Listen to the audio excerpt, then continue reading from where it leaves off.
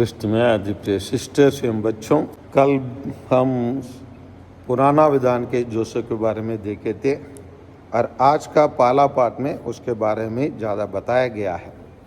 और विशेषकर भले उनके साथ बहुत सारे विपत्ति हुए हैं और वो विपत्तियों को कैसे वो स्वीकार किया, वो आश्चर्य की बात है।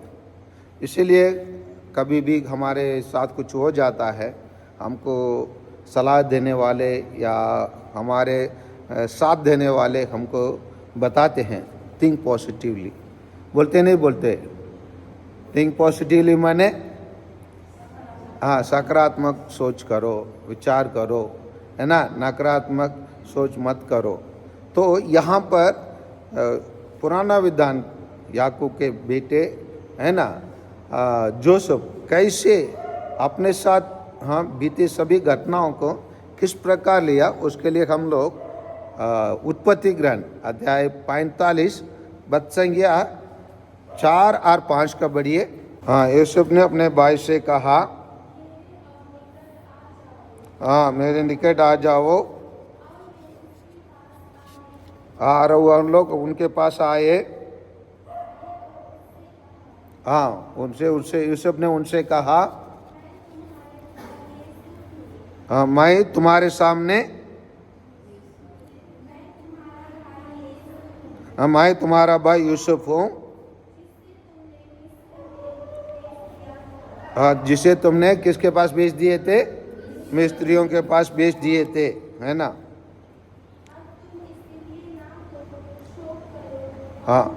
देखना ये क्या कर रहा है, इसीलिए आप लोग क्या ना करो, शोक करो। शोक करना मतलब दुखित ना हो, है ना, शोक ना करो। ना अपने को क्या करना, दिकारो। कभी कभी हम गलत काम करने से, अरे यार मेरे को नहीं करना है, मैं गलत काम कर लिया बोल के फिर एकदम क्या उदास हो जाते। इसीलिए वो कहता है ना, अपने आप को क्या दिकारो, कि तुमने मुझे यहाँ भेज दिया। क्योंकि ईश्वर ने तुम्हारा प्राण बचाने के लिए मुझे तुमसे पहले यहाँ भेजा। इसी प्रकार हम लोग घटनाओं को हम लोग क्या कर सकते हैं, मूसा के जीवन में भी देख सकते हैं। मूसा के जीवन में भी एक विपत्ति हुआ, है ना। क्या विपत्ति हुआ? मार डाला। मार डालने का उसका जानकारी सबको पता चला, इसलिए वो क्या किया, वहीं से भाग के निकला।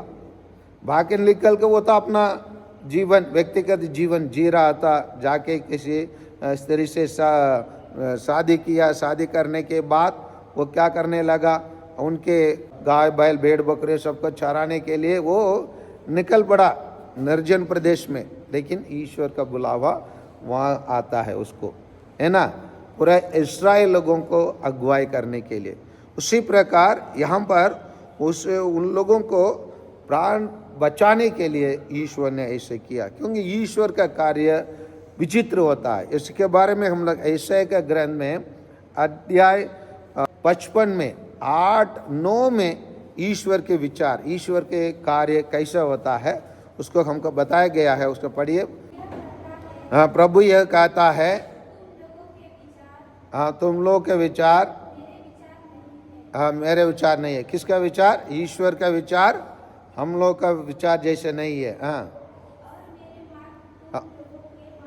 मेरे मार्ग तुम लोग का मार्ग नहीं है। ये लोग क्या सोचे थे, यूसुफ का, है ना, 10 भाई लोग क्या सोचे थे, यूसुफ को बेच जाने से और उसको उसके पापा से अलग करने से, है ना, सब कुछ समाप्त होंगे सोचकर उन लोग क्या किए, यूसुफ को बेच दिए थे, है ना। लेकिन ईश्वर का मार्ग वही नहीं था, ईश्वर का, है ना, सोच वही नहीं था। आगे बढ़िए। जिस तरफ आकाश पृथ्वी से बहुत ऊंचा है,